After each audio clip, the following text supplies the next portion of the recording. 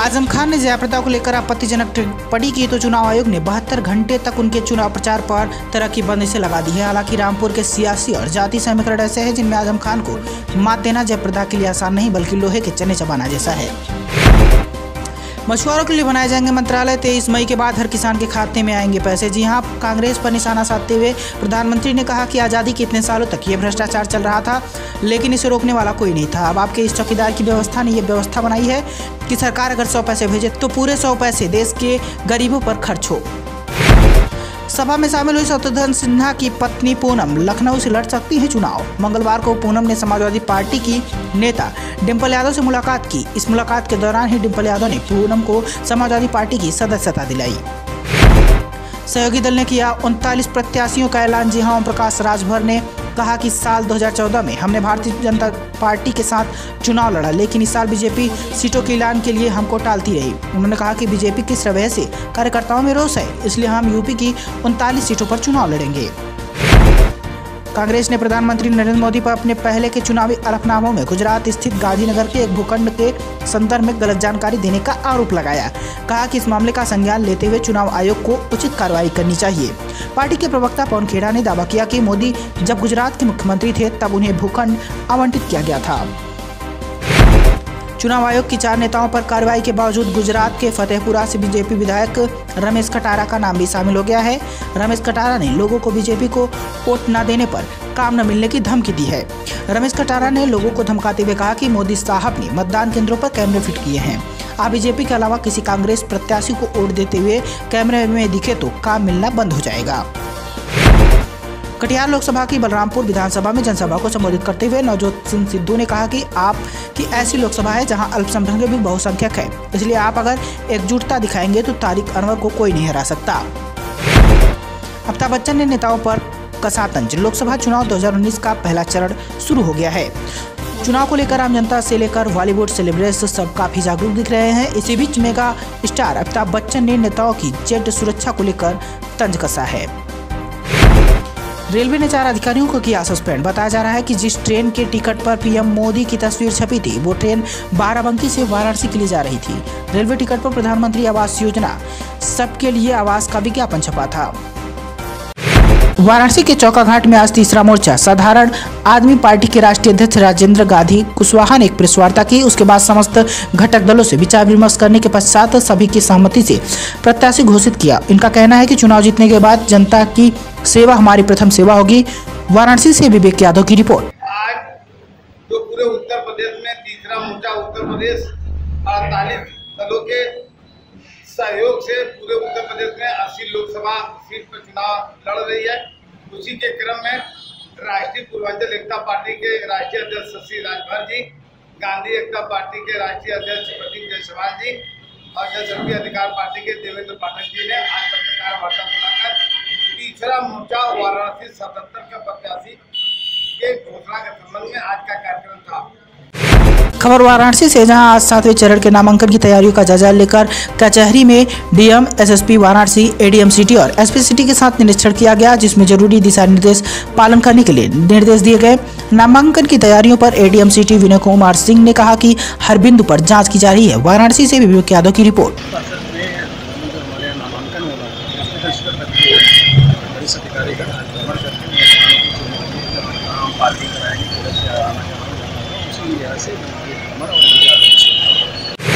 जनपद लखीमपुर खीरी के भीरा थाना क्षेत्र के ग्राम दौलतपुर में जहां कविता की शादी उत्तराखंड के रुद्रपुर से तय हुई थी, जिसके चलते घर पर शादी की सभी तैयारियां चल रही थी, वहीं कोई अनजान युवक लड़के वाले के परिजनों को बार बार फोन कर धमकी दे रहा था, अगर यहां बारात लेकर आओगे तो खून खराबा हो जाएगा। इस बात से लड़के वालों ने घबराकर शादी करने से इनकार कर दिया।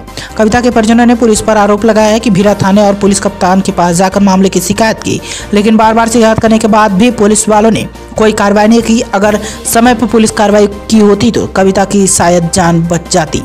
लखीमपुर से धीरज गुप्ता की रिपोर्ट। थाना भीरा क्षेत्र में एक गांव में एक लड़की जिसकी शादी तय हुई थी उधम सिंह नगर में, उसका जानकारी मिली है कि उसकी हत्या की गई है। अभी ये क्लियर नहीं है कि आत्महत्या है, जहर खा करके मृत्यु हुई है या गला दबाकर। पोस्टमार्टम के लिए डेड बॉडी भेजी गई है, मुकदमा पंजीकृत किया गया है, नामजद FIR है। अज्ञात कारणों के चलते एक युवक ने पहाड़ से कूदकर आत्महत्या कर ली। खबर सुनकर परिवार में कोहराम मच गया है। पुलिस ने पंचनामा पढ़कर शव को पोस्टमार्टम के लिए भेज दिया है। थाना क्षेत्र के कस्बे के विशाल नगर निवासी 18 वर्षीय रज्जू शाह ने प्रातः 9 बजे पास में स्थित गंगा मैया पहाड़ में चढ़कर कूदकर आत्महत्या कर ली। कूदते समय गंगा मैया का जयकारा लगाया, जिसे वहां से गुजर रहे मोहल्ले के लोगों ने सुना तो देखते ऊपर से वो कूद गया। महोबा से देव सोनी की रिपोर्ट। प्रेम प्रसंग के चलते युवक की हत्या, परिजनों ने लड़की सहित उसके परिवार पर लगाया हत्या का आरोप। पुलिस ने परिजनों पर लापरवाही, आरोपियों से साठगांठ करने का भी आरोप लगाया है, जिससे नाराज परिजनों ने शव का अंतिम संस्कार करने से इनकार किया। 2 दिन बाद भी नहीं किया युवक का अंतिम संस्कार। खुलेआम घूम रहे हत्यारे। ताजा मामला यूपी के सीतापुर थाना कमलापुर के मंगूरपुरा मजरा नारायणपुर का है, जहाँ का मृतक अपने बीवी 2 बच्चों के साथ दिल्ली में मजदूरी कर रहा था। सीतापुर से रमेश सिंह की रिपोर्ट। गाड़ी को रखे हैं कि इसके जो आरोपी हैं पिंकी और उसके पिताजी, उसके भाई लोग जो मारे हैं, उनको सजा होनी चाहिए, पकड़ा जाए उनको। आज शाम 5 बजे मंगलदेही शहर के छपाई मैदान में लोकसभा चुनाव को मद्देनजर रखते हुए 8 नंबर मंगलदेही लोकसभा समिष्ट के भाजपा उम्मीदवार दिलीप सैकिया के लिए चुनाव प्रचार करने आए। आसाम के वित्त मंत्री डॉक्टर हेमंत बिश्व शर्मा ने मंगलदेही शहर में छपाई मैदान से मंगलदेही शहर के बीचों बीच 12 किलोमीटर पदयात्रा करते हुए भाजपा उम्मीदवार दिलीप कुमार सैकिया के लिए मतदान करने के लिए मंगलदेही समिष्ट से जनता को अनुरोध किया। आसाम से प्रांजल शर्मा की रिपोर्ट। बिहार के मधुबनी लोकसभा से कांग्रेस के वरिष्ठ नेता डॉक्टर शकील अहमद ने किया नामांकन। पार्टी में रहते हुए कांग्रेस की राष्ट्रीय प्रवक्ता पद से कल दिया था इस्तीफा। कांग्रेस के बेनीपट्टी विधायक भवन झा का है साथ। डॉक्टर शकील अहमद ने कांग्रेस पार्टी नहीं छोड़ी, सिर्फ प्रवक्ता पद से दिया है इस्तीफा। नामांकन में थी उमड़ी भीड़। नामांकन के बाद स्थानीय मदरसा में किया जनसभा। मधुबनी लोकसभा सीट पर होगी रोचक लड़ाई। बिहार के सोनबरसा से अरविंद कुमार की रिपोर्ट। यूपी के बरेली में एक छात्र की हत्या का पुलिस ने चौंकाने वाला खुलासा किया है। पुलिस के मुताबिक छात्र की हत्या महज 50 रुपए के लिए की गई थी। तस्वीरों में दिख रहा है ये इज्जतनगर थाना क्षेत्र के अदहलापुर निवासी इंद्रपाल का 13 साल का बेटा गुलाब सिंह है। गुलाब सिंह कक्षा 7 का छात्र था। पुलिस ने आज गुलाब सिंह की हत्या का खुलासा करते हुए 2 युवक किशन और हिमांशु को गिरफ्तार किया है। पुलिस की गिरफ्त में आए आरोपी किशन ने बताया कि उसने गुलाब सिंह को गलत काम करने के लिए बुलाया था। वो हर बार गलत काम करने के बदले में महज उसे 50 रुपए देता था, लेकिन उस दिन आरोपियों के पास 50 रुपए नहीं थे। दोनों ने बच्चों के साथ गलत काम किया और फिर रुपए नहीं दिए। बच्चे ने दोनों युवकों को शिकायत अपने घर पर करने की कही तो दोनों युवक घबरा गए और रस्सी से गला दबाकर गुलाब सिंह को मार डाला। गन्ने के खेत में लाश को छिपाकर फरार हो गए। बरेली से सोनू अंसारी की रिपोर्ट। इसका नाम हिमांशु है, मेरा नाम किशन है सर। तो हम ले गए थे उसे कुछ गलत काम करने के लिए। फिर वो पैसे मांग रहा था 50 रुपये, हम पे थे नहीं सर। फिर हमारे पास रस्सी थी, वहीं पड़ी थी, तब हमने सर उसके गले में डाल दी। वो धोखे से खिंच गई, फिर वो ख़त्म हो गया। ना इज्जतनगर में एक लड़की की डेड बॉडी मिली। इसी संबंध में एक गुमशुदगी लिखी गई थी, एक मुकदमा भी लिखा गया था। उस बच्चे के वो 9 तारीख को गुम हो गया था और उसको इन्वेस्टिगेशन के दौरान ये चीज़ पता चली कि 2 लोग हैं, उन लोगों ने इसकी हत्या की है और हत्या करके इसकी बॉडी जो है वो गन्ने के खेत में छिपा दी। दोनों किनारे सड़क की जमीन को अतिक्रमण के मुक्त करवाने हेतु कार्रवाई किए जाने से बाजार वासियों में काफी खुशियां देखी जा रही है। वहीं जल निकासी नाला को साफ किए जाने से लोगों में खुशी दिख रही है। मालूम हो कि बाजार वासियों द्वारा उक्त अतिक्रमण हटाने के लिए 4 वर्षों से लगातार आवेदन दिया जा रहा था, लेकिन वर्तमान एसडीओ और सीओ के द्वारा जनहित की पीड़ा को देखते हुए कार्रवाई किए जाने पर अधिकारियों को साधुवाद की संज्ञा से नवाजा गया। सुनिए स्थानीय जनप्रतिनिधि क्या कहते हैं। बिहार के सहरसा से अरविंद कुमार की रिपोर्ट। यूपी के कन्नौज जिले में पुलिस की दबंगई का सनसनीखेज मामला सामने आया है। बताया जा रहा है कि पुलिस चोरी के मामले का जल्दी खुलासा करना चाहती थी। इसके लिए उसने 3 निर्दोष युवकों को जबरन घर से उठाया और उनकी पिटाई कर चोरी की घटना को कबूलने का दबाव बनाया, लेकिन पुलिस अपने मंसूबे में कामयाब नहीं हुई। युवक के शरीर पर चोट के निशान देखकर परिजनों ने थाने में जमकर हंगामा काटा। सीओ के आश्वासन पर नाराज परिजन शांत हुए। अब अधिकारी जांच कराकर कार्रवाई करने की बात कह रहे हैं। कन्नौज से अजय कुमार की रिपोर्ट। हम अकेले घर पे रह गए थे। हमारी बेटी का छठी थी, आज कल मतलब छठी थी, तो पुलिस प्रशासन पूरा गई, हमें उठा के लाई। उन्होंने कहा कि रात को 2 बजे के टाइम उठा के लाई। उठा के लाने के बाद में हमें पूरी रात मारा। किशनगढ़ थाने की पुलिस डेली हमें परेशान करती है, करीब 3-4 दिन से। और एक बाइक मेरी थी प्लेटिना, पहले वो उठा ले गए और बदतमीजी पेश आ रहे थे।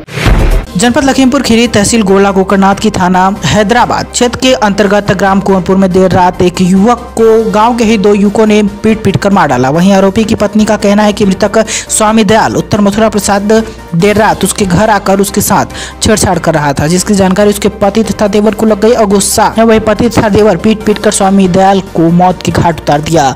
घटना की सूचना मिलते ही थाना हैदराबाद प्रभारी सियाराम ने मौके पर पहुंचकर जांच पड़ताल की तथा महिला को मौके से गिरफ्तार कर 100 का पंचनामा भरकर पोस्टमार्टम के लिए जिला मुख्यालय भेजकर औपचारिक कार्रवाई में जुट गई। लखीमपुर खीरी से धीरज गुप्ता की रिपोर्ट। अपना बाबूजी जो 6 बजे हमका जगावे गए और अपने भागी उठा गए।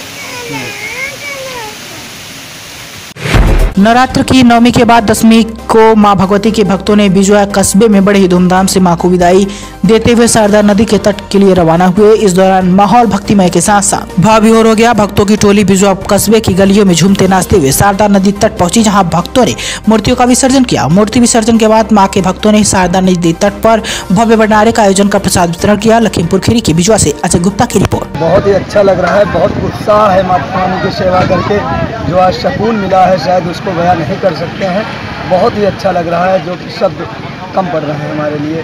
माता रानी का विशेष आशीर्वाद है जो इतनी अच्छी तरीके से माता रानी का 9 दिन का पूर्ण जागरण होकर आज विसर्जन करके भंडारा कर रहे हैं। बहुत ही अच्छा। उत्तर प्रदेश के जनपद हापुड़ के गढ़ कोतवाली क्षेत्र में कारिमपुर निवासी हरपाल के खेत में लगी भीषण आग, कई बीघा गेहूं जलकर खाक। आए दिन अखबार और टीवी के माध्यम से बिजली विभाग की लापरवाही आते हैं सामने। 11,000 की हाई टेंशन लाइन टूटने से है पकाई फसल जलकर खाक हो गई। सूचना पर पहुंची पुलिस व ग्रामीणों की मदद से आग पर काबू पाया गया। हापुड़ से अनुज चौधरी की रिपोर्ट। कांग्रेस नेता की दबंगई आई सामने। गेहूं काटने जा रहे कंबाइन चालक को घेराबंदी कर बेरहमी से पीटा। कंबाइन चालक के दोनों पैर तोड़े, मरणासन अवस्था में छोड़कर फरार। सूचना पर पहुंची परिजनों ने गंभीर हालत में चालक को सामुदायिक स्वास्थ्य केंद्र में कराया भर्ती, जहां डॉक्टरों ने नाजुक हालत देखते हुए जिला अस्पताल के लिए किया रेफर। थानाध्यक्ष ने करीब आधा दर्जन लोगों के खिलाफ मुकदमा दर्ज कर शुरू की जांच। वहीं पुलिस अधीक्षक द्वारा 24 घंटे के अंदर गिरफ्तारी करने की बात कही। सीतापुर से रमेश सिंह की रिपोर्ट। गाँव से मशीन ले जा रहे थे गेहूँ काटने के लिए, तो ये ट्रैक्टर ट्राली वाला जो था, ये भट्टे की ट्रैक्टर ट्राली थी, इन्होंने ओवरटेक किया हमें। हमारे पास कंपाइन थी, तो इन्होंने जब ओवरटेक किया तो इसका जो पिछला हिस्सा था ट्राली का हमारे टायर में लग गया।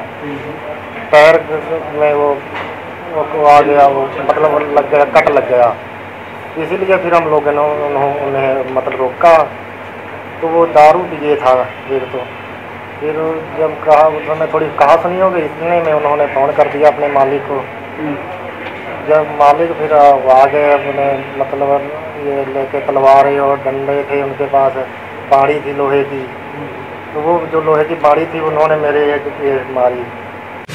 खबर गाजीपुर से है, जहां जिला अस्पताल में कार्यक्रम के तहत पीएमएस की जिला कार्यकारिणी का गठन किया गया। कार्यक्रम के दौरान प्रांतीय सेवा के डॉक्टरों ने संगठन प्रांतीय चिकित्सा सेवा संघ के कार्यकारिणी और पदाधिकारी चुने गए।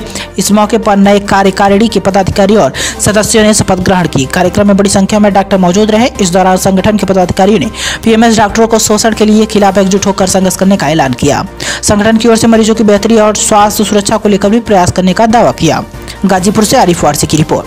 अकुड़ी गांव में एक महिला द्वारा अपने सास के कहने पर कि गेहूं खेत में सूख रहा है, खेत पर चले जाओ काटने के लिए। इस पर महिला ने कहा कि मैं नहीं जाऊंगी, मुझे धूप लगती है। सास के द्वारा पुनः इस बात को रिपीट करने पर वह नाराज़ हो गई और उसने अपने बच्चे के साथ रजाई में आग लगा करके आत्महत्या कर ली है।